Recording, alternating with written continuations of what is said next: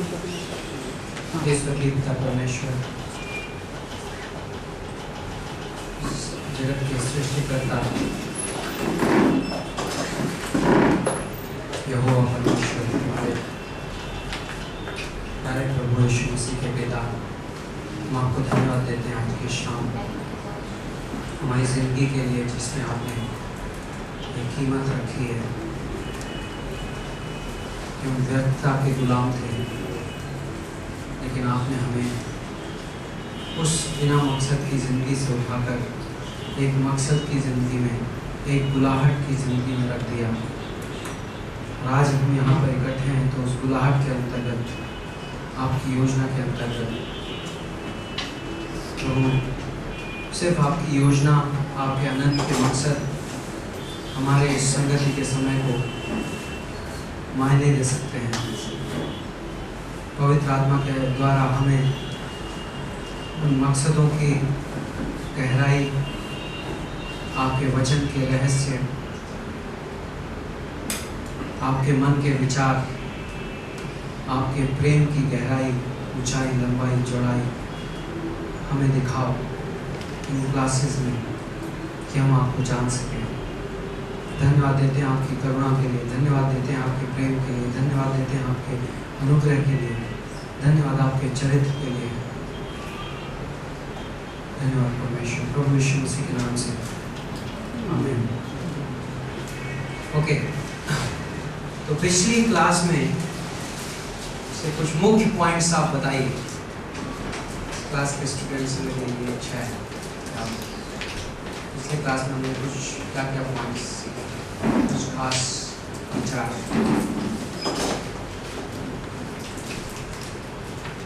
नहीं तो हम पिछली क्लास रिपीट करेंगे।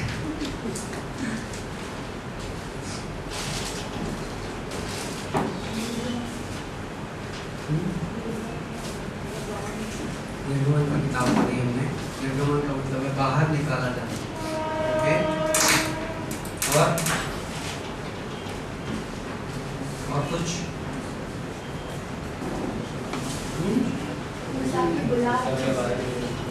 परमेश्वर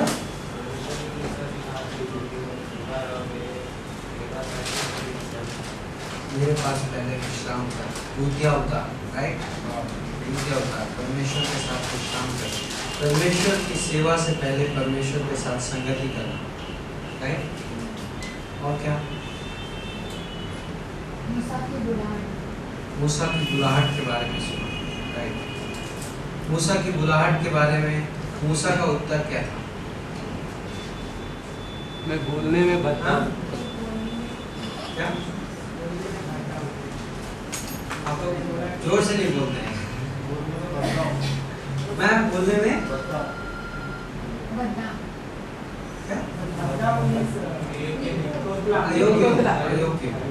अयोग्य। 5 बहाने मारे मूसा, राइट। 5 बहाने मारे, मैं क्यों अपनी बुलाहट में नहीं चल सकता, राइट। क्या विश्वासी ऐसे बहाने मारता है? मारता है। हाँ? क्या आप मूसा की तस्वीर अपनी जिंदगी में देखते हैं? कई बार देखते हैं। नहीं देखते आप तो बहुत अच्छी बात है, लेकिन और कुछ खास पॉइंट था? क्या? याकूब और मूसा के जीवन में समानताएं, राइट। याकूब और मूसा के जीवन में समानताएं, वेरी गुड। और कुछ? एक्चुअली पिछली क्लास में हम यूसुफ की भी बातें कर रहे हैं, राइट। आप लोग पढ़ते हैं जब आप इस हफ्ते में जाते हैं, और ये वीडियो स्टूडेंट्स के लिए भी है कि जब आप इस हफ्ते क्लास पढ़कर जाते हैं तो क्या आप उस हफ्ते मनन करते हैं कि आपने क्या पढ़ा क्लास में? क्योंकि कई बार ऐसा संभव है कि आपने अपने नोट्स बना लिए और आपने सोचा कि मैं बाद में पढ़ूंगा, और एक्चुअली वो बाद में कभी नहीं आता है। ये परमेश्वर आपसे इस हफ्ते में बातें करना चाहता है। यदि आप इन चीज़ों पे मनन करेंगे तो बहुत अच्छा होगा, बहुत अच्छा होगा। आप बाइबल कॉलेज का एक्चुअली बहुत फायदा उठाएंगे। ओके, निर्गमन के 4थे अध्याय में हमने देखा कि प्रभु की योजना क्या है। निर्गमन की किताब में प्रभु क्या कर रहा है? आपको निर्गमन की किताब का जो चित्रांकन है वो ध्यान है? निर्गमन की किताब के 2 हिस्से हैं। क्या क्या 2 हिस्से हैं? ध्यान है, आपके हैंडआउट में है। मेरे सामने आपका हैंडआउट नहीं है, लेकिन आपके सामने है। निर्गमन की किताब के 2 हिस्से।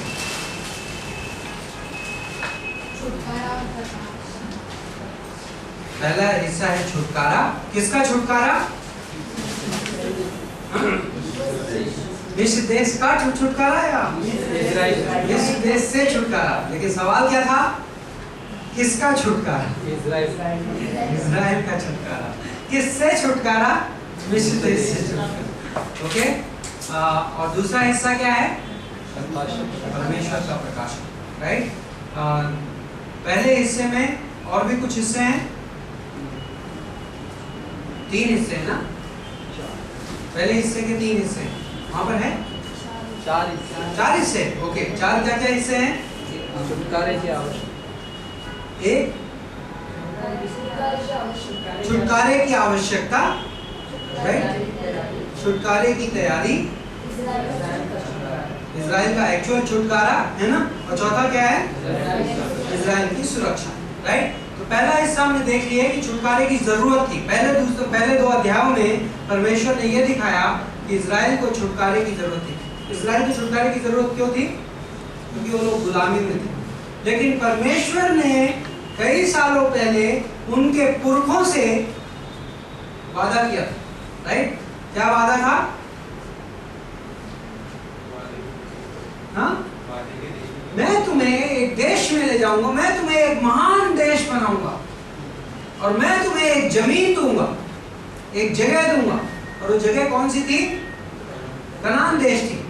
राइट। जहां पर इब्राहिम ने वेदियां बनाई थी, और इसहाक ने भी, और उसके पुत्र याकूब ने भी। राइट। इनफैक्ट उत्पत्ति की किताब की जो क्लोजिंग थॉट है वो क्या है? कि यूसुफ ने क्या कहा मरते वक्त? मेरी हड्डियों को जब जाना तो मेरी हड्डियों को वहां दफनाना, मिस्र देश में मत दफनाना। अब कल्पना करिए, 400 साल गुजर चुके हैं उस बात को। यूसुफ मर चुका है और उसकी हड्डियां मिस्र देश में उसके परिवार के लोगों के पास हैं, लेकिन वो उन हड्डियों को दफना नहीं रहे। 400 साल गुजर चुके हैं, 8-10 पीढ़ियां गुजर चुकी हैं, लेकिन लोग देखते होंगे ये मटके में क्या है? यूसुफ की हड्डियां हैं। यूसुफ की हड्डियां। क्यों यूसुफ की हड्डियां यहाँ पे उतर रही? क्या कर रहे हैं? क्योंकि यूसुफ ने कहा कि जब तुम जाओगे तो इन हड्डियों को लेकर जाना। लेकिन हम कब जाएंगे और हम कहां जाएंगे? अरे आपको पता है कि हमारे पूर्वज इब्राहिम से परमेश्वर ने एक वादा किया था। अच्छा, क्या वादा किया था? वादा यह था कि एक दिन परमेश्वर हमें एक देश बनाएगा, हमें एक महान राष्ट्र बनाएगा। अरे लेकिन हम तो यहाँ गुलामी कर रहे हैं। हम तो यहाँ सारे लोग आते हैं, हमसे मिट्टी में पानी मिलाने को कहते हैं, और फिर उसकी ईंट बनाने को कहते हैं, उसमें भूसा डालने को कहते हैं। हम तो यहाँ मजदूर जैसे काम कर रहे हैं। हम कैसे महान राष्ट्र बने? नहीं, परमेश्वर ने वादा किया था, सिर्फ इब्राहिम से नहीं, इसहाक से, और उसके बाद याकूब से, और उसके बाद यूसुफ से। और हमारे पूर्वज यूसुफ ने कहा कि मेरी हड्डियों को यहाँ मत दफना। क्यों? क्योंकि उसको यह भरोसा था कि परमेश्वर एक दिन वादा पूरा करेगा। तो इज़राइल के लोग प्रार्थना करते थे। बाइबल कहता है कि उनकी पुकार परमेश्वर ने सुनी। राइट। और परमेश्वर ने कहा कि अब मैं इनके छुटकारे की तैयारी कर रहा हूं। तो पहली चीज, पहला सिद्धांत जो हमने उत्पत्ति की किताब में भी देखा था कि पहले परमेश्वर जब काम करना होता है तो पहले परमेश्वर उस काम के लिए एक बुलाहट लिया हुआ व्यक्ति तैयार करता है, जिस व्यक्ति को एक बुलाहट देता है। और वो व्यक्ति इस समय कौन है? मूसा। तो परमेश्वर छुटकारे की तैयारी कर रहा है और मूसा को उसकी बुलाहट समझा रहा है। मूसा की जिंदगी में प्रभु ने बहुत सारे काम किए हैं, लेकिन हम देखते हैं मूसा अपनी स्वाभाविक शक्ति में, मूसा कहता है मेरे बस का नहीं। पांच बहाने लगाता है मूसा। प्रभु उसको उत्तर देता है। आखिरकार आप देखते हो इस पूरे प्रभु के साथ जो मूसा का वार्तालाप है, उसके अंत में यह दोबारा रिपीट करता है। मूसा कहता है प्रभु, निर्गमन के 4 अध्याय की 10वीं पंक्ति में, कि प्रभु मेरी जुबान बेकार है, मैं किसी काम का नहीं, मैं बोल नहीं सकता। यहोवा ने उससे कहा, मनुष्य का मुंह किसने बनाया? मनुष्य को गूंगा, बहरा, देखने वाला या अंधा मुझे छोड़कर कौन बनाता है? अब जा, मैं तेरे मुख के संग होकर तो जो तुझे कहना होगा वह तुझे सिखाता जाऊंगा। राइट, ये चौथा बहाना था मूसा का। तो 5वां बहाना आता है, मूसा प्रभु की सुनने को तैयार नहीं। कई बार हम हमारा मन बना लेते हैं, कई बार हम हमारी योजना बना लेते हैं, और हमारी योजना जब बन जाती है तो इससे फर्क नहीं पड़ता कि प्रभु क्या बोल रहा है। और आप मूसा को ये देख रहे हैं, प्रभु ने कहा, आप कल्पना करिए प्रभु का उत्तर कितना मजबूत था। मूसा कहता है कि मुझको बोलना नहीं आता। तो प्रभु ने क्या कहा, जब बोलना पड़ेगा तो मैं तुम्हें सिखाऊंगा कि कैसे बोलना, मैं तुम्हारे मुंह के साथ रहूंगा। वाह, आपको इससे बड़ा वादा चाहिए? इससे बड़ा वादा कुछ हो सकता है? किसने दिया ये वादा उसको? स्वयं प्रभु ने। आप कल्पना करोगे प्रभु मेरे साथ ऐसा वादा दे तो मैं तो कहीं भी पहुंच जाऊंगा, मैं तो कोई भी इंटरव्यू चला जाऊंगा। ये मूसा क्या कहता है? 13वीं पंक्ति में मूसा ने कहा, हे मेरे प्रभु, जिसको तू चाहे उसी के हाथ से भेज दे। प्रभु मैं नहीं जाऊंगा, फिर भी मैं नहीं जाऊंगा, तू किसी और को चुन ले, मैं नहीं कोई और। प्रभु गुस्साया। 14वीं पंक्ति, तब यहोवा का कोप मूसा पर भड़का और उसने कहा, क्या तेरा भाई लेवी हारून नहीं है? हारून मूसा का बड़ा भाई था, मूसा से 3 साल उम्र में बड़ा था। प्रभु बोलता है, मुझे तो निश्चय है कि वह बोलने में निपुण है और वह तेरी भेंट के लिए निकला भी आता है और तुझे देखकर मन में आनंदित होगा, इसलिए तू उसे ये बातें सिखाना, और मैं उसके मुख के संग और तेरे मुख के संग होकर जो कुछ तुम्हें करना होगा वह तुम्हें सिखाता चलूंगा, और वह तेरी ओर से लोगों से बातें किया करेगा, वह तेरे लिए मुंह और तू उसके लिए परमेश्वर ठहरेगा, और तू इस लाठी को हाथ में ले जा और इसी से इन चिन्हों को दिखाना। इंटरेस्टिंग। परमेश्वर गुस्साया। क्यों गुस्साया?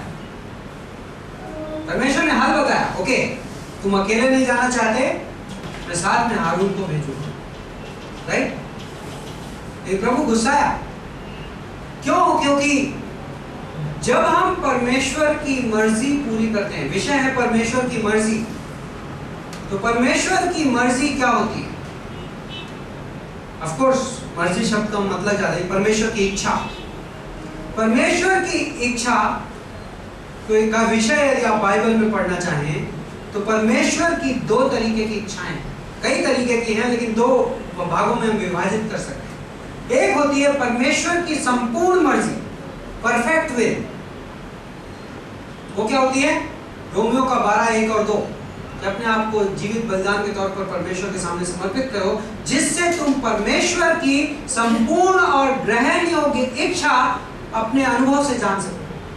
संपूर्ण मर्जी मतलब परमेश्वर की आपके जिंदगी के बारे में, आपके निर्णयों के बारे में एक इच्छा है जो परफेक्ट है, जो यदि आप पूरी करें तो बहुत अच्छा होगा। परमेश्वर वो चाहता है और वो परमेश्वर की आराधना होगी। लेकिन कई बार इंसान परमेश्वर की संपूर्ण मर्जी में नहीं जीना चाहता। जैसे यहाँ पर मूसा है, परमेश्वर की संपूर्ण मर्जी ये थी कि मूसा अकेला जाए और प्रभु उसके साथ जाएगा, तो मूसा ने कहा नहीं, किसी और को भेजना। प्रभु ने कहा ये अकेले नहीं जाएगा, और जब ये अकेले नहीं जाएगा तो ये मेरी योजना को रोकने की कोशिश कर रहा है। प्रभु ने कहा ओके, प्लान ए जो पहली योजना थी आप उसमें नहीं चलना चाहते, तो चूंकि आप ही निर्णय ले रहे हो, तो प्रभु ने हमें मशीन नहीं बनाया, प्रभु ने हमें रोबोट नहीं बनाया, इसलिए प्रभु कभी भी इंसान की मर्जी की खिलाफत नहीं करता। खिलाफत शब्द गलत होगा। प्रभु कभी भी इंसान की इच्छा, इंसान का निर्णय लेने की क्षमता के ऊपर नहीं जाता। मतलब उदाहरण के तौर पर प्रभु चाहता है कि दुनिया में सारे लोग स्वर्ग आए, सारे लोग उद्धार ग्रहण करें। लेकिन क्या प्रभु किसी को मजबूर कर सकता है उसको ग्रहण करने में, कि जो कोई भी उस पर विश्वास करे वो नष्ट ना हो पर अनंत जीवन पाए? तो क्या प्रभु सबको मजबूर नहीं कर सकता कि सबको विश्वास करने के लिए मजबूर कर दे? नहीं कर सकता। ये एक चीज है जो प्रभु नहीं कर सकता। क्यों नहीं कर सकता? अपने खुद के निर्णय की वजह से। प्रभु ने इंसान को निर्णय लेने की क्षमता दी है और प्रभु कहता है कि मैं उसका आदर करूंगा। मैं मोमेंट, यदि प्रभु ऐसा, कई बार लोग कहते हैं अरे परमेश्वर ने आदम और हवा को फल खाने ही क्यों दिया? ना खाने देता, ना बात खराब होती और ना पाप आता, राइट? लेकिन यदि ऐसा होता, कई बार आप उसका फल नहीं जानते। कल्पना करिए मैं आपकी शादी कराऊं और मैं आपसे कहूं कि मैं आपकी शादी करा रहा हूं एक बड़ी खूबसूरत लड़की से, लेकिन वो लड़की पता है कौन है?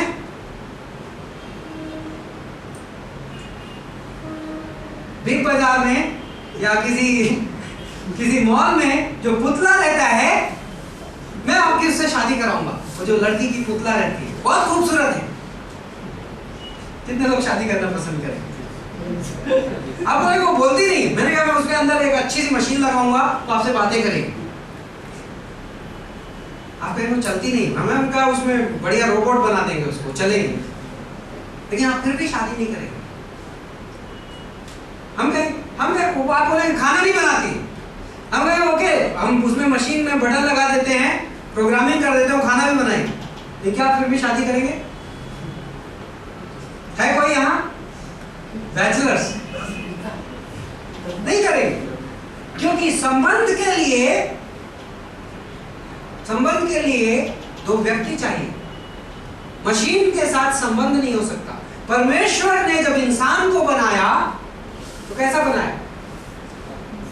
एक व्यक्ति के तौर पर बनाया। उसे एक निर्णय लेने की क्षमता दी। यदि परमेश्वर उस निर्णय लेने की क्षमता को खत्म कर दे तो इंसान नहीं रह जाएगा, इंसान मशीन बन जाएगा। इंसान उस पुतले के माफिक हो जाएगा कि बटन दबाओ तो चलता है, नहीं बटन दबाओ तो नहीं चलता। कभी पाप नहीं करेगा क्योंकि बटन परमेश्वर दबा रहा है।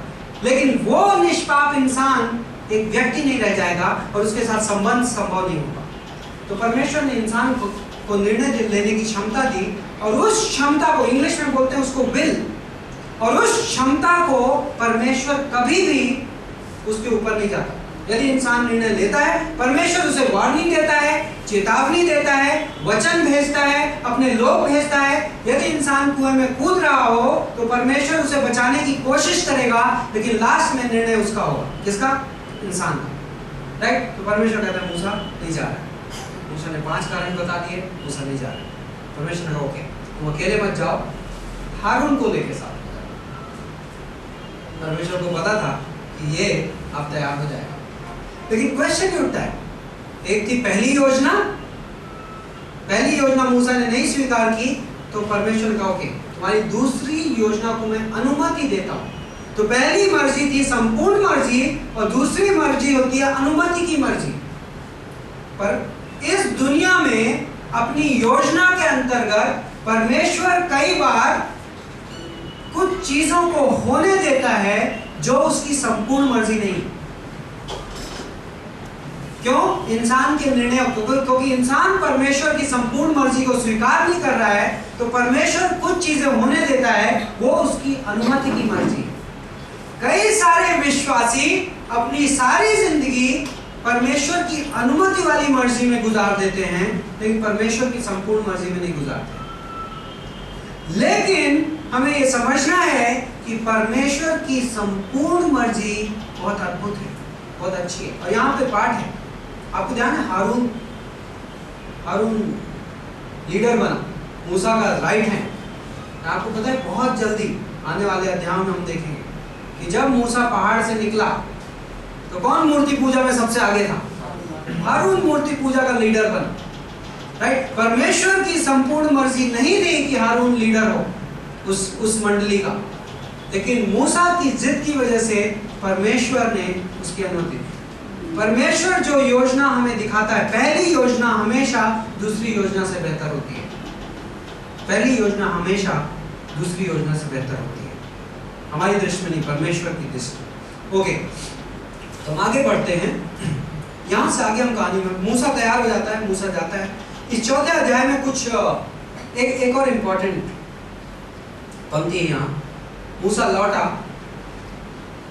21वीं पंक्ति में, और यहोवा ने मूसा से कहा, जब तू मिस्र में पहुंचे तब सावधान हो जाना, और जो चमत्कार मैंने तेरे वश में किए हैं उन सभी को फिरौन को दिखाना, परंतु मैं उसके मन को हठीला करूंगा और वह मेरी प्रजा को जाने न देगा। और तू फिरौन से कहना कि यहोवा, ओके यहां पे रुकते थोड़ी देर, मैं उसके मन को हठीला करूंगा। एक्चुअली कुछ बाइबल्स में होगा मैं उसके मन को कठोर करूंगा।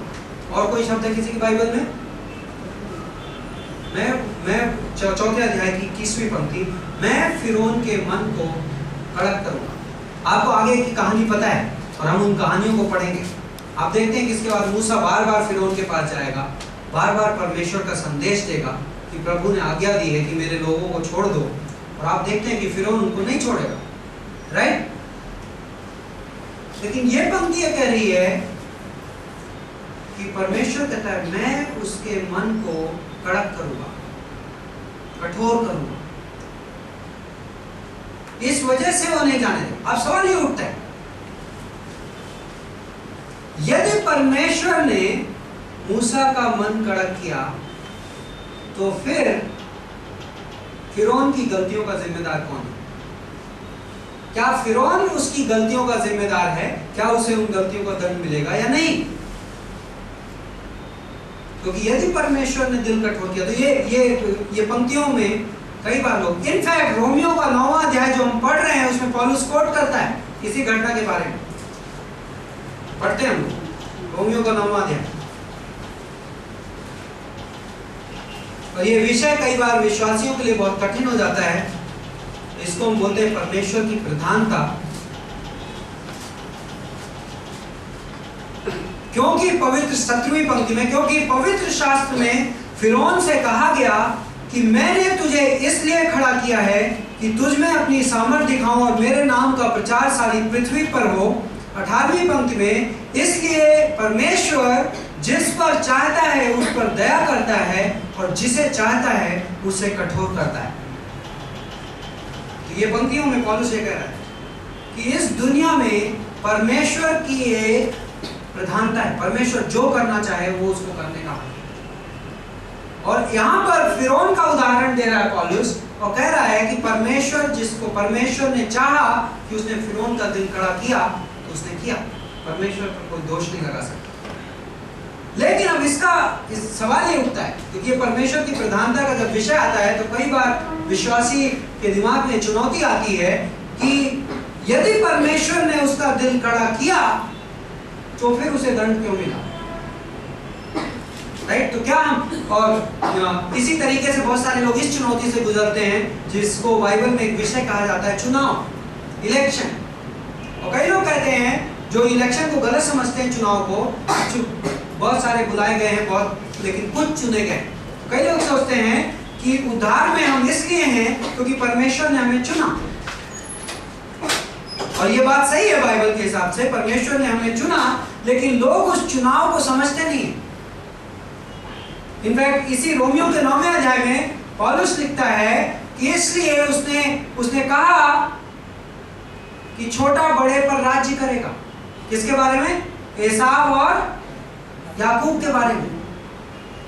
और उसने कहा कि परमेश्वर जिस पर करुणा करना चाहता है उस पर करता है, और परमेश्वर को यह हक है।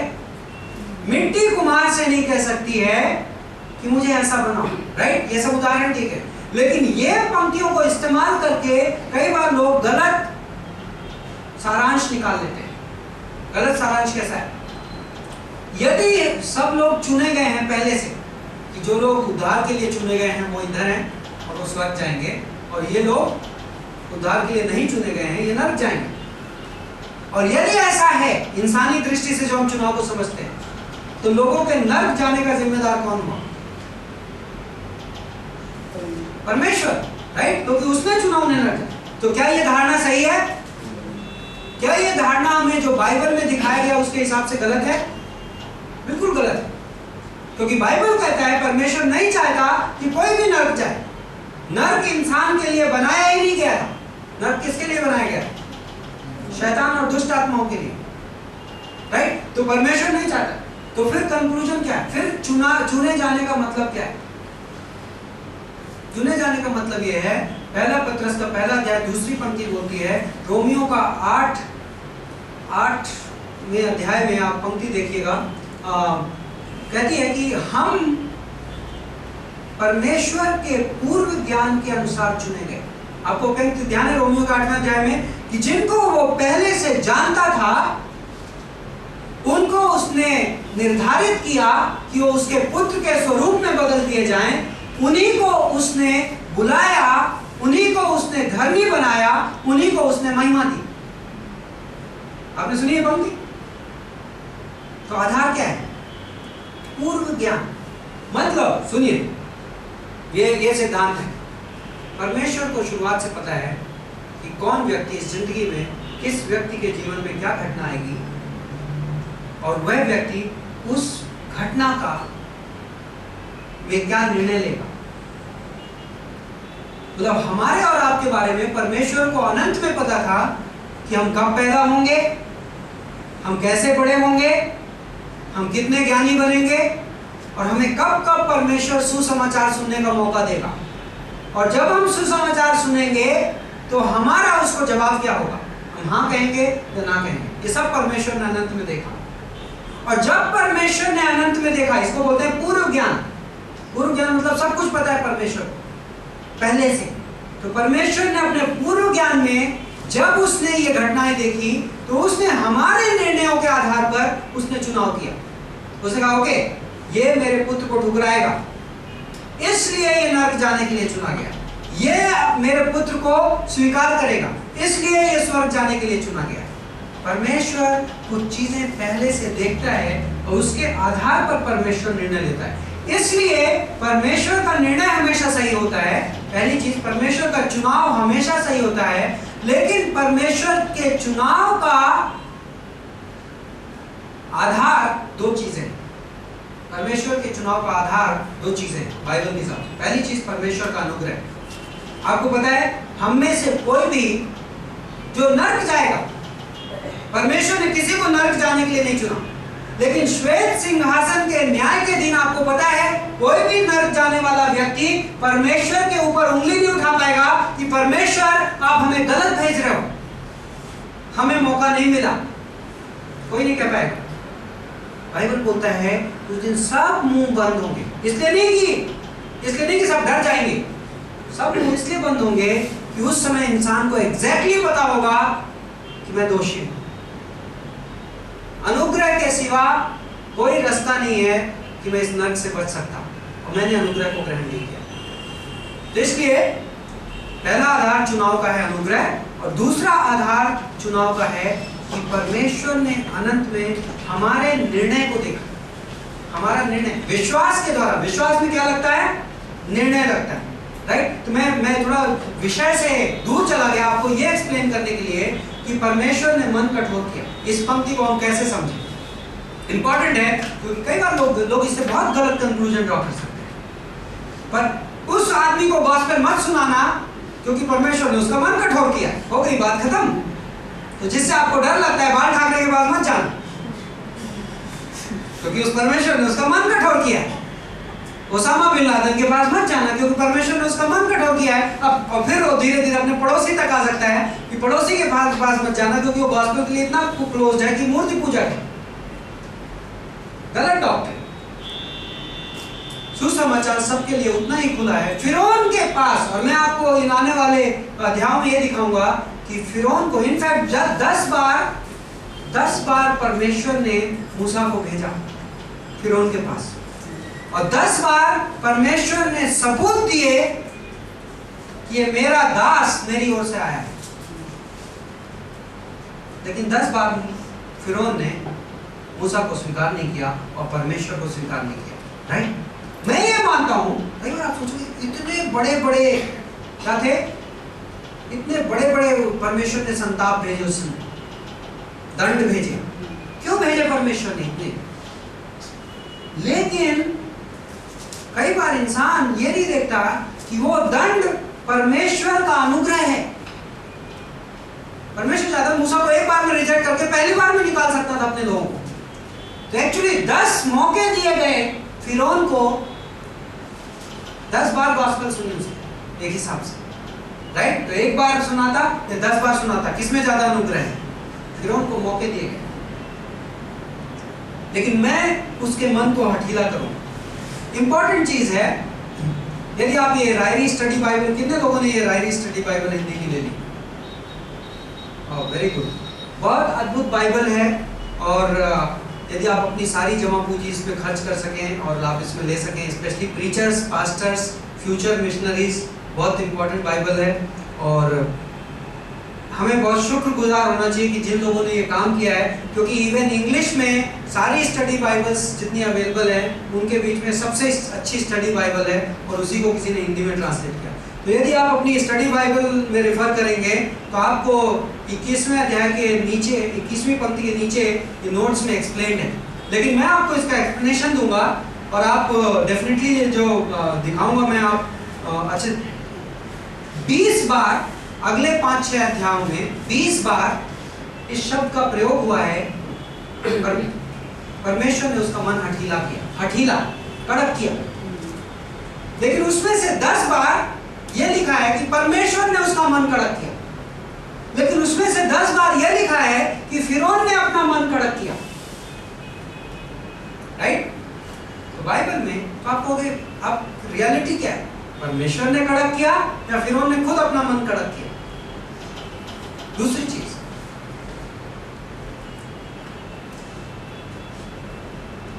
परमेश्वर ने कड़क किया जहां 10 बार लिखा है। मैं आपको पंक्तियां देता हूं। परमेश्वर ने 10 बार फिरौन का मन को कड़क किया। 4 अध्याय की 21वीं पंक्ति, 4:21, इस 7वें अध्याय की 3री पंक्ति, 9वें अध्याय की 12वीं पंक्ति, 10वें अध्याय की पहली पंक्ति, 10वें अध्याय की 20वीं पंक्ति, 10वें की 27वीं पंक्ति, 11वें अध्याय की 10वीं पंक्ति, 14वें अध्याय की 4थी पंक्ति, 8वीं पंक्ति, 17वीं पंक्ति। ये 10 जगह हैं जहां पर यह लिखा है कि परमेश्वर ने फिरौन का मन कड़ा किया। ओके, अब हम उन रेफरेंसेस को देखते हैं जहां पर यह लिखा है कि फिरौन ने अपने मन को कड़ा किया। देखिए, यदि आप लिख रहे हैं 7वें अध्याय की 13वीं पंक्ति, 14वीं पंक्ति, 22वीं पंक्ति। ओके, 8वें अध्याय की 15वीं पंक्ति, 19वीं पंक्ति, 32वीं पंक्ति। 9वें अध्याय की 7वीं पंक्ति, 34वीं पंक्ति, 35वीं पंक्ति, और 13वें अध्याय की 15वीं पंक्ति। ओके, अब आप एक इंटरेस्टिंग चीज नोट करिए। आप इन पंक्तियों में इसका उत्तर है। पहली, परमेश्वर ने 4थे अध्याय की 21वीं पंक्ति में क्या कहा? अभी जो हमने पंक्ति पढ़ी, परमेश्वर कह रहा है मैं उसका मन कड़क करूंगा। तो क्या अब तक परमेश्वर ने उसका मन कड़क किया? नहीं किया। मैं करूंगा। तो आप इसको रूल आउट कर दीजिए, ये बाद में होगा। ठीक है? 7वें अध्याय की 3री पंक्ति में भी भविष्य काल में लिखा हुआ है। परमेश्वर फिर कहता है मैं उसका मन कड़क करूंगा। अभी तक परमेश्वर ने किया? 7वें अध्याय तक नहीं किया।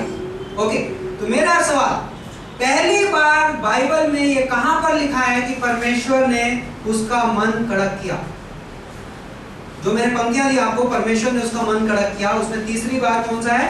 9वें अध्याय की 12वीं पंक्ति। इन रियलिटी 9वें अध्याय की 12वीं पंक्ति में पहली बार ये लिखा है, आप यदि खोलना चाहें तो खोल लीजिए, 9वें अध्याय में चलिए और 12वीं पंक्ति में, तब यहोवा ने फिरौन के मन को कठोर कर दिया और जैसा यहोवा ने मूसा से कहा था उसने उसकी ना सुनी। ठीक है, सब लोग क्लियर?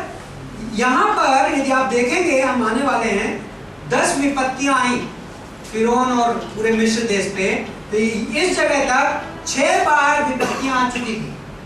कितने बार? 10 बार में से 6 बार मूसा ऑलरेडी फिरौन के पास जा चुका था। तब बाइबल लिखती है, तब परमेश्वर ने फिरौन का मन कड़क किया। ओके, अब आप देखिए, वापस जाइए अपने पंक्तियों में। अब आप मुझे ये बताइए, 9वें अध्याय की 12वीं पंक्ति से पहले कितने बार ये लिखा है कि फिरौन ने अपना मन कड़क किया? 6 बार। कितने बार? 6 बार, करेक्ट है ना? 6 बार। आप समझ रहे हैं? इसमें उत्तर है, क्या उत्तर है? 6 बार मूसा फिरौन के पास जाता है और 6 बार बाइबल बोलता है, 6 बार मूसा परमेश्वर से संदेश लेके फिरौन के पास जाता है, 6 बार मूसा फिरौन को प्रमाण दिखाता है कि मैं परमेश्वर की ओर से आया हूं, हमें जाने दे नहीं तो दंड आएगा। और 6 बार फिरौन क्या करता है? उत्तर में वह अपना मन कठोर करता है। कौन अपना मन कठोर करता है? फिरौन स्वयं अपना मन कठोर करता है। और जब परमेश्वर देखता है कि ओके, मैं 6 बार भेज रहा हूं, 6 मौके के बाद आप नहीं मान रहे हो, ओके, तब परमेश्वर ने उसका मन कठोर किया। और फिर उसके बाद बाइबल आगे भी बोलता है, फिर फिरौन ने अपना मन कठोर किया, फिर बाइबल बोलता है परमेश्वर ने उसका मन कठोर किया, फिर फिरौन ने उसका मन कठोर किया, परमेश्वर ने अपना मन। तो बाइबल जब कहता है कि परमेश्वर ने उसका मन कठोर किया, तो क्या वो गलत है? नहीं, सही है, परमेश्वर ने उसका मन कठोर किया। लेकिन परमेश्वर ने उसका मन क्यों कठोर किया? क्योंकि पहले उसने अपना मन कठोर किया। राइट? ये सिद्धांत आपको रोमियो के पहले अध्याय में मिलता है। यदि आप रोमियो का पहला अध्याय देखना चाहें,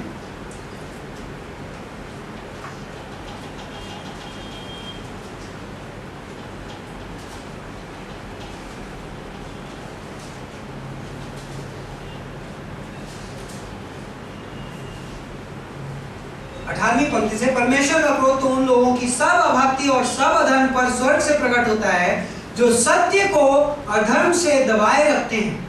और आपको ध्यान है, यदि आपने ये पंक्तियां पढ़ी हो, रोमियो के पहले अध्याय की 18 से लेकर 30-31 तक आप यदि देखेंगे ये पंक्तियां, तो इस पंक्तियों में कुछ खास लोगों का जिक्र है जो बड़े खतरनाक पाप कर रहे हैं, बड़े गंदे पाप कर रहे हैं। इन लोगों के बारे में कह रहा है,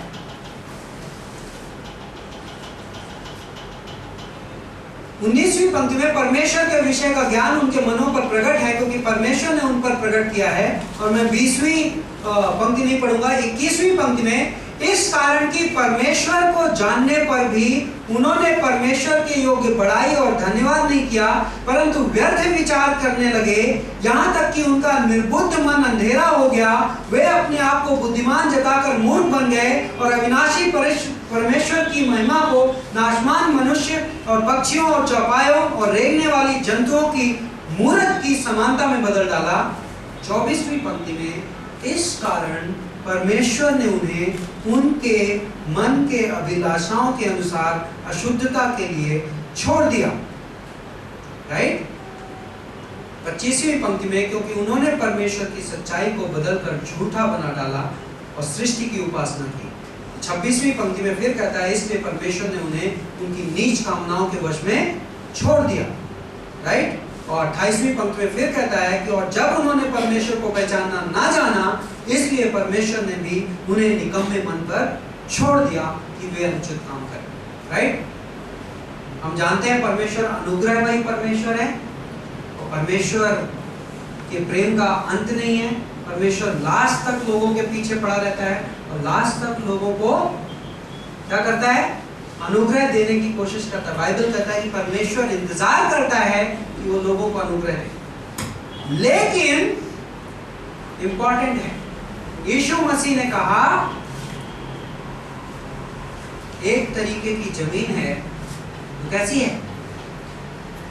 आपको ध्यान है बीज बोने वाले का सिद्धांत, बीज बोने वाले का दृष्टांत।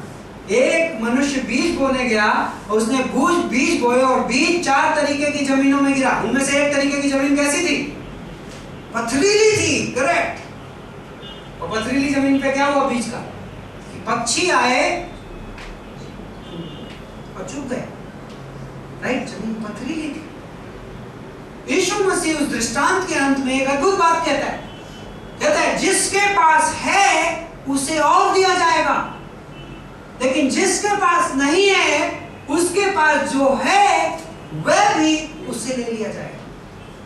बड़ा इंपॉर्टेंट है। मतलब परमेश्वर जब इंसान के पास वचन भेजता है तो कई बार इंसान उस वचन की इज्जत नहीं करता, लेकिन परमेश्वर अपने स्वयं के वचन की इज्जत करता है। परमेश्वर हमसे जिम्मेदारी की मांग करता है। तो बाइबल कहता है जो व्यक्ति छोटी चीजों में जिम्मेदार होगा उसे बड़ी चीज दी जाएगी। क्यों? क्योंकि परमेश्वर वचन भेजता है और हमारे रिस्पांस का इंतजार करता है। और इसका मतलब कि बिल्कुल भी मैं ये नहीं कह रहा हूं कि परमेश्वर के योजनाएं और परमेश्वर के काम, इस शिक्षा को ये मत समझिएगा कि परमेश्वर के काम हमारे कर्मों पर आधारित नहीं है, लेकिन परमेश्वर भूखे को और देता है। ये सिद्धांत परमेश्वर की योजना में लागू है। तो जब फिरौन के पास वचन भेजा गया तो फिरौन ने कहा नहीं, मैं भूखा नहीं हूं, मैं अपने मन को। तो क्या हम उस कठोर किए जाने का दोष परमेश्वर को लगा सकते हैं? नहीं लगा सकते। जिम्मेदारी किसकी थी? फिरौन की थी। लेकिन फिरौन ने छोटी पे जो जिसके पास है, उसका मतलब क्या बताया? जिसके पास है मतलब जिसने ग्रहण किया है। होता किसके पास? परमेश्वर ने वचन भेजा, किसके पास रहेगा? जिसने ग्रहण किया। वचन सबके पास बराबरी से भेजा, लेकिन उसके पास रह गया जिसने ग्रहण किया। तो जिसने ग्रहण किया, उस एक्चुअली सेंटेंस को आप ऐसे ट्रांसलेट कर सकते हो, जिसने ग्रहण किया उसे और दिया जाएगा। लेकिन जिसने ग्रहण नहीं किया वो और प्रकाशन की उम्मीद नहीं कर सकता। परमेश्वर लेकिन कई मौके देता है, और हम इसको ऐसे इंटरप्रेट नहीं कर सकते कि मैंने गॉस्पेल दी किसी को और उसने मना कर दिया तो वो अगली बार उसके पास गॉस्पेल नहीं जाएगी। गलत इंटरप्रिटेशन होगा। परमेश्वर बहुत धीरज वाला परमेश्वर है, और हम फॉर्मूला नहीं बना सकते कि परमेश्वर किसके पीछे कितनी दूर तक जाता है। लेकिन ये डॉक्ट्रिन ये कह रही है कि जब लोग परमेश्वर का बार बार आया हुआ वचन का आदर नहीं करते हैं तो परमेश्वर जिसके पास है उससे ले लिया जाएगा। उधार नहीं।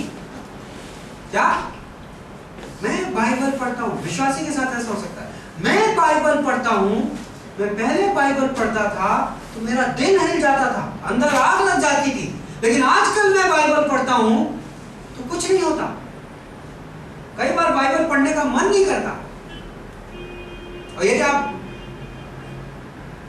हाइपर स्पिरिचुअल हैं, यदि आप सच्चाई का इकरार नहीं करते तो आप कहोगे मेरी जिंदगी में कभी नहीं हुआ। मेरी जिंदगी में बहुत बार होता है। लेकिन रियलिटी है कि जिसके पास है, मतलब जिसने ग्रहण किया है, जो भूखा बैठा है, उसे और दिया जाएगा। तो कई बार मैं बाइबल पढ़ लेता हूँ और किताब होती है और कुछ नहीं होता। क्यों? क्योंकि मेरे पास परमेश्वर का वचन आया और मैं उसको निगलेक्ट करके उसकी ओर आंख बंद करके बैठा हुआ। मेरा दिल कड़ा हो रहा है। हमारी ये प्रार्थना है, प्रभु हमें दिल कड़ा होने से बचा, और प्रभु हमें मदद कर कि हम संवेदनशील रहें। और ये बहुत अद्भुत है। तो फिरौन एक आखिरी उदाहरण, क्या हम ये सब हुआ, परमेश्वर ने दिल कड़ा किया, क्या इंसान उसकी जिम्मेदारी परमेश्वर पे ठहरा सकता है कि नहीं आफ्टर ऑल तो परमेश्वर ने कड़ा किया? भाई फिरौन को तो फिर गलत दंड मिला, फिरौन नर्क जाएगा। एक दिन हम फिरौन को देखेंगे श्वेत सिंहासन के न्याय के दिन। तो क्या फिरौन ये कह पाएगा भाई आपने खड़ा किया? इसका एक अद्भुत उदाहरण मैंने पढ़ा था और आपको अच्छा लगेगा। कल्पना करिए एक पहाड़ है, एक पहाड़ के इस तरफ बारिश हुई थी तो खूब सारी गीली मिट्टी है, लेकिन पहाड़ के इस तरफ खूब सारी बर्फ है। सूरज उगता है गर्मा गर्म गर्मी लेकर, तो क्या होगा? बर्फ पिघल जाएगी, लेकिन मिट्टी क्या हो जाएगी? कड़क हो जाएगी।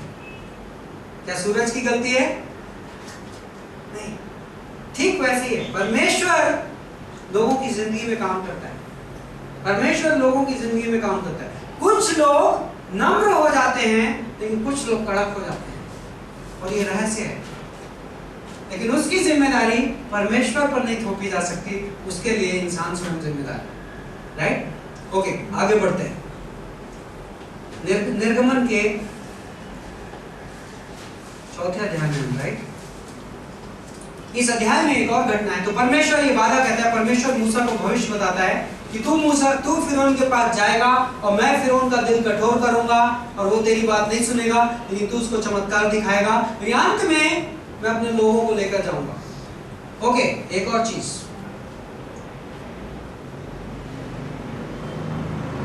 22वीं पंक्ति में, और तू फिरौन से कहना कि यहोवा यूं कहता है कि इज़राइल मेरे पुत्र, मेरा जेठा है, मतलब मेरा बड़ा पुत्र, और जो मैं तुमसे कह चुका हूं कि मेरे पुत्र को जाने दे कि वह मेरी सेवा करे। मेरे पुत्र को जाने दे कि वह मेरी सेवा करे।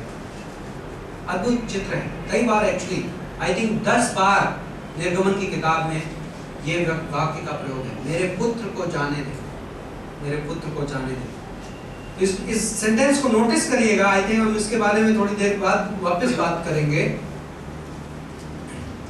लेकिन इस अध्याय में एक और अद्भुत घटना है जिसमें मैं ज्यादा समय नहीं बिताऊंगा, लेकिन आप देखते हैं कि इसके बाद मूसा जाता है, और मूसा जाता है तो इसके बारे में ये लिखा है कि 24वीं पंक्ति में एक छोटी सी घटना है। पर ऐसा हुआ कि मार्ग पर सराय में यहोवा ने मूसा से भेंट करके उसे मार डालना चाहा। तब सिप्पोरा जो उसकी पत्नी थी, एक तेज चकमक पत्थर लेकर अपने बेटे की खलड़ी को काट डाला और मूसा के पांव पर यह कहकर फेंक दिया कि निश्चय तू लोहू बहाने वाला मेरा पति है। तब उसने उसे छोड़ दिया, और उसी समय खतने के कारण वह बोली, तू लोहू बहाने वाला पति है। आप कहोगे एक पंक्ति के बाद परमेश्वर, यहाँ पर कहते हैं परमेश्वर मूसा को मारने के लिए खोज रहा था, परमेश्वर मूसा की जान लेना चाहता है। तो कई बार लोग इस पंक्ति को समझ नहीं पाते, कहते अरे अचानक से क्या हो गया, तो और क्यों? ये मूसा की पहली बार गलती क्या थी? पॉसिबली आप यहाँ पर देख के घटना को अंदाजा लगा सकते हैं कि मूसा की गलती क्या थी। क्या गलती थी? उत्पत्ति के 17वें अध्याय में परमेश्वर ने इब्राहिम से कहा था कि मैंने तुमसे जो वाचा बांधी है, मैंने जो तुमसे वादा किया है, तुम मेरे लोग कहलाओगे अब, और मैं तुम्हारा परमेश्वर कहूंगा। उस वाचा का एक चिन्ह होगा, और चिन्ह होगा खतना, कि जब आपका बेटा पैदा होगा तो उस बेटे को 8वें दिन में खतना कराने। ऐसा लगता है कि मूसा ने अभी तक अपने बेटे का खतना नहीं कराया था, राइट? लेकिन अब सवाल ये उठता है, क्या वो इतना बड़ा गुनाह था कि परमेश्वर उसको मारने पर उतारू हो जाए? तो कई बार लोग कहेंगे अरे परमेश्वर तो अनुग्रह का परमेश्वर, तो फिर ऐसा क्यों हुआ? इंपॉर्टेंट है और समझना है, लेकिन इसका कारण ये, मूसा आने वाले दिनों में प्रभु उसको एक इंपॉर्टेंट काम के लिए भेज रहा है। आप मेरे लोगों की अगुवाई करोगे, तुम लीडर हो, और प्रभु जब किसी को लीडर बनाता है तो प्रभु उससे ये आशा करता है कि वो लीडर प्रभु के तरीके से लोगों की अगुवाई करे। क्यों? क्योंकि बहुत सारे लोग, परमेश्वर को हम देख नहीं सकते लेकिन इंसान को हम देख सकते हैं। तो बहुत सारे लोग उस लीडर की लाइफ के पीछे चलते हैं, राइट? उसका उदाहरण फॉलो करते हैं, जाने में और अनजाने में। यदि प्रभु का दास प्रभु की दी हुई आज्ञाओं का खुलेआम उल्लंघन कर रहा है तो बहुत सारे लोग उस अवज्ञा में भी फॉलो करेंगे, राइट? प्रभु की नजर में वो खतना बहुत इंपॉर्टेंट था। यदि हमारे, कल्पना करो आज की डेट में चर्च में पास्टर हो और बोले पास्टर ने बपतिस्मा नहीं लिया, कैसा लगेगा? अजीब सा लगेगा। क्या उसकी वजह से उस पास्टर की बुलाहट कम हो जाती है? नहीं कम होती। क्या उस वजह से उस पास्टर को उद्धार होता है? नहीं। लेकिन बड़ी अटपटी बात होगी कि प्रभु का दास जो प्रभु के लोगों की अगुवाई कर रहा है उसने खुद ने बपतिस्मा नहीं लिया है। Oh my God. तो पहली बात, वो कैसे प्रीचिंग करेगा कि बपतिस्मा लेना चाहिए? और दूसरी बात, बहुत लोग कहेंगे हमारे पास्टर नहीं लिया तो फिर क्या जरूरत है, बपतिस्मा की जरूरत नहीं। तो ठीक वही चीज हो जाती है। तो प्रभु कह रहा है मूसा तेरी लाइफ में मुझे एक करेक्शन करना है। लोग कहते हैं अरे प्रभु को करेक्शन करना था तो प्रभु दूसरे तरीके से भी कर सकता था। एक्चुअली देखा जाए तो इस कहानी में बहुत सारी चीजें मिसिंग हो सकती है। हो सकता है प्रभु ने उससे बोला हो, और यह भी हो सकता है कि मूसा डरता हो। किस बात से? किससे? क्यों? कि मूसा की पत्नी कहां की थी? मिद्यान की थी। मूसा की पत्नी ने कभी खतना नहीं देखा। इनफैक्ट इन वाक्यों में ऐसा लग रहा है कि मूसा की पत्नी गुस्से में खतना कर रही है। बोलती है तू मेरा लहू बहाने वाला पति है, चल तेरी, मतलब मैं आपको एक कल्पना दे रहा हूँ, शायद सही हो शायद गलत हो, अपन मूसा से पूछेंगे और जिपोरा से पूछेंगे स्वर्ग जाके। हाँ, लेकिन मुझे लगता है मूसा क्या होगा और जिपोरा से क्या होगा कि हमारे पुरखे इब्राहिम को परमेश्वर ने एक वादा दिया था और कहा था कि सब बच्चों का खतना कराना। जिपोरा बोले खतना क्या होता है? वाह बहुत गड़बड़ है, मेरे बच्चे को नहीं करना, अन्य जाति की, मेरे लिए नई चीज है। उसने कहा होगा ठीक है चलेगा, मेरी पत्नी है नाराज हो जाएगी। तो कई बार मर्द लोग पत्नियों को खुश करने के लिए बहुत सारे काम कर लेते हैं। तो मूसा, लोग शादीशुदा लोगों की ओर देख रहे हैं। तो प्रभु ने कहा नहीं ये सीरियस है, मूसा तुझसे मिलना पड़ेगा। तो फिर प्रभु मारने की बात क्यों करा कर, मूसा को क्यों मारेगा? एक्चुअली क्या प्रभु इतना गुस्सैल है? एक्चुअली इन पंक्तियों को देखा जाए तो ऐसा नहीं लगता है कि प्रभु उसको मारना चाहता है, क्योंकि यदि प्रभु को मूसा को मारना होता तो आपको लगता है कि प्रभु को वहां पे आना पड़ता? प्रभु इंसान है क्या कि वो मूसा को खोजने जाएगा मारने को? ना, प्रभु वहां से आज्ञा देता, मूसा खत्म। तो एक्चुअली प्रभु के आने का मकसद ये नहीं था कि प्रभु मूसा को मारे। प्रभु का आने का मकसद ये था कि मूसा को कन्फ्रंट करे और मूसा को उसकी गलती दिखाए, और उस वजह से आप देखते हो परिणाम क्या होता है, मूसा की पत्नी डरती है, मूसा की जान जाने वाली है, इस वजह से मूसा की पत्नी डरती है और ये लोग आज्ञा पालन में आ जाते हैं। थोड़ा छोटा सा इंसिडेंट था लेकिन हमने इसको कहा कि ओके अब हम आगे बढ़ते हैं और हम देखते हैं कि यहाँ पर कुछ घटनाएं हो रही हैं। 5वें अध्याय से किस अध्याय तक? 10वें अध्याय तक 9 बार मूसा फिरौन के पास जाता है, राइट? पहली बार जब मूसा जाता है, एक्चुअली 10 बार जाता है। 5वें अध्याय में जब मूसा और हारून दोनों जाते हैं तो आप यहाँ पर देखते हैं कि अद्भुत वार्तालाप होता है, राइट? 5वें अध्याय में मूसा बोलता है कि प्रभु ने कहा है कि हम मेरे लोगों को भेजो। फिरौन बोलता है नहीं भेजूंगा, शॉर्ट में। और आप देखते हैं कि फिरौन 5वें अध्याय की 16वीं पंक्ति में फिरौन बोलता है 17वीं पंक्ति में कि तुम लोग आलसी हो। तो 18वीं पंक्ति में बोलता है कि अब इन लोगों को काम बढ़ा दो। क्या करो? काम बढ़ा दो, ये लोग आलसी हैं। कभी भूसा भी खुद खोजो, पुआल भी खुद खोजो, और ईंटें भी बनाओ, और ईंटें उतनी ही बननी चाहिए जितनी पहले बनती थी। ईंट बनाने में भूसा लगता है, क्यों पता है? यदि आप भूसा नहीं डालोगे ईंट में तो वो मिट्टी पकेगी नहीं, और उसके पहले वो मिट्टी से आप बनाओगे वो इतनी कमजोर रहती है कि टूट जाती है, बनाते वक्त ही टूट जाती है। तो बनाते वक्त टूट गई तो आपकी मेहनत बेकार हो गई, राइट? तो काम बढ़ता है, मेहनत बढ़ती है। तो मकसद ये था कि मेहनत इनकी बढ़ानी है। ईंटें उतनी बने, मतलब ये बड़े इंटरेस्टिंग सिद्धांत है संसार के बारे में। संसार आपके साथ अक्सर ऐसा करता है। फिरौन को ईंटों से मतलब नहीं है, फिरौन उनका ईंटों का टारगेट नहीं बढ़ा रहा है। अच्छा, आप दिन में 1000 ईंटें बनाते थे, अब आप 2000 बनाओ, ऐसा बोला नहीं बोला। आप 1000 बनाते थे, 1000 ही बनाओ, मेरे को 1000 ईंटें चाहिए, नो प्रॉब्लम, इनफैक्ट 900 भी बनाओगे चल जाएगा, लेकिन 900 मैं बोल रहा हूँ, उसमें नहीं लिखा है। लेकिन यदि आप उस 1000 को बनाने में आपकी मेहनत बढ़ जाए तो फिरौन खुश है। संसार भी वैसा है। संसार हमारे ऊपर ऐसे बोझ डालता है कई बार, जिन बोझों से कोई परिणाम बेहतर नहीं निकलने वाला कि बहुत ज्यादा कुछ एडिशन हो जाएगा। बहुत सारे लोगों को आप ऐसे बोझ में देखते हो। ऐसा नहीं कि उन बोझों की वजह से वे व्यस्त हैं, लोग व्यस्त हैं, लोग नौकरी में व्यस्त हैं, और कई बार लगता है वाह, जो आदमी 18 घंटे काम करता है वो आदमी 12 घंटे काम करने वाले से 1.5 गुना ज्यादा कमाना चाहिए।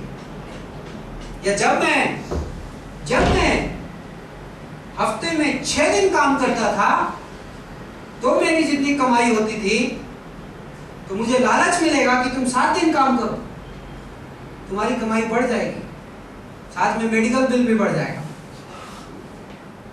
तो लास्ट में नेट बैलेंस कितना रहेगा? उतना ही रहेगा, लेकिन आप ज्यादा बिजी हो जाओगे, राइट? कई बार लोगों को यह ऑफर मिलता है, आप थोड़ा और मेहनत करने लगो, और जो बाइबल कॉलेज जाते थे वो सैटरडे को जाना बंद कर दो, वहीं सेल बढ़ जाएगी, तुमको प्रमोशन मिल जाएगा 3 महीने के बाद। लेकिन 3 महीने के बाद कई बार आप बिजी भी हो जाते हो और प्रमोशन भी नहीं आता, राइट? तो यहाँ पर वही उसी टाइप की चीज हो रही है। फिर उन्होंने कहता है मुझे इसमें इंटरेस्ट नहीं कि आपका प्रोडक्शन ज्यादा हो, मुझे इसमें बहुत इंटरेस्ट है कि आप पर बोझ ज्यादा हो, राइट? 6वें अध्याय में वापस मूसा यहोवा के पास जाता है, परमेश्वर के पास अपनी बात बोलता है, यहोवा उसको वापस वादे देता है। और 6वें अध्याय में एक और चीज, इसके बाद हम ब्रेक लेंगे और फिर उसके बाद हम 10 अलग अलग विपत्तियों के बारे में पढ़ेंगे। लेकिन 6वें अध्याय में आप देखते हैं कि मूसा की वंशावली, 6वें अध्याय के 14वें पंक्ति से लेकर 27वीं पंक्ति तक मूसा की वंशावली, राइट? आप उत्पत्ति की किताब में देखते थे, प्रभु ने ट्रेस करके दिया कि आदम से चालू होकर कैसे यूसुफ तक वंशावली आई, राइट? अब परमेश्वर वो दिखा रहा है कि याकूब के पुत्रों से मूसा कैसे वंशावली में आया। एक चीज आपको जरूर ध्यान रखना है, आपको वंशावली के बारे में पता होनी चाहिए। इब्रानी भाषा में जब बोला जाता है कि वह उसका पुत्र था, तो इब्रानी भाषा में बेटा,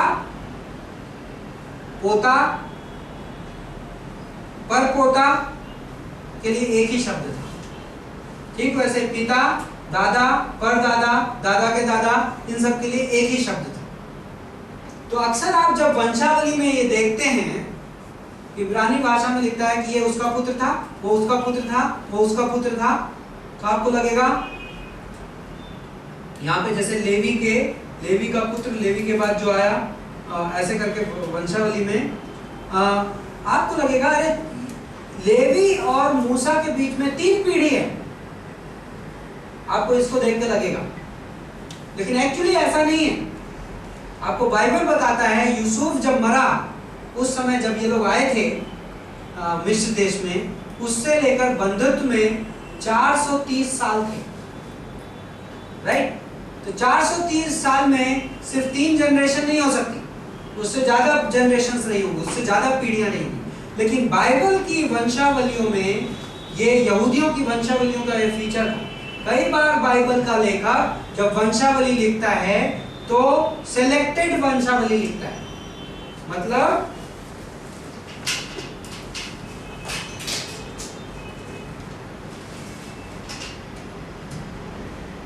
का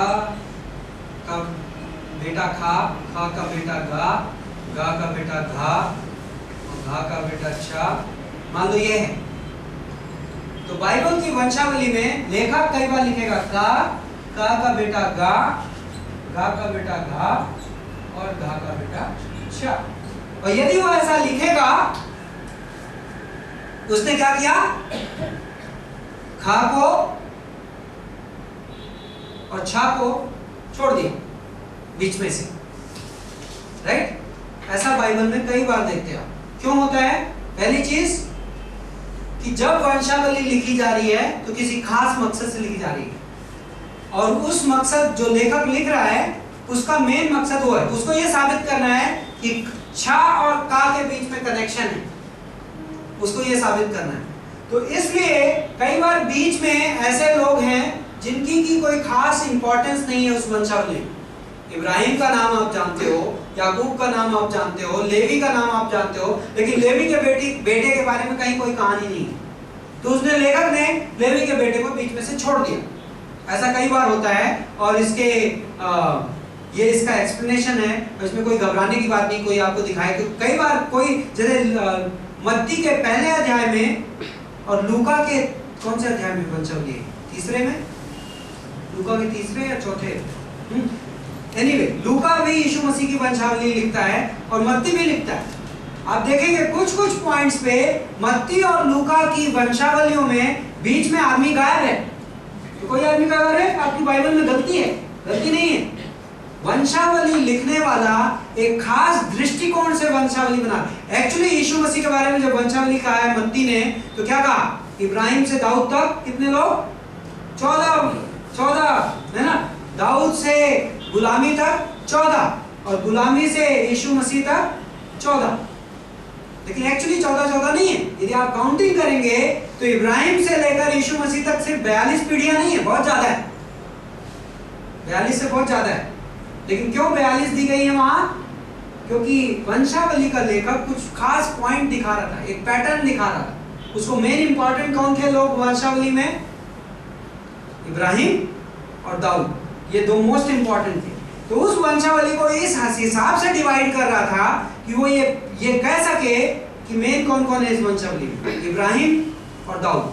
क्यों? क्योंकि इब्राहिम को एक वाचा दी परमेश्वर ने कि तुम्हारे द्वारा मैं सारे दुनिया के परिवारों को आशीष दूंगा। और फिर किसको, दाऊद को क्या कहा कि तेरा बीज इस सिंहासन पे बैठेगा और उसके राज्य का अंत ना होगा।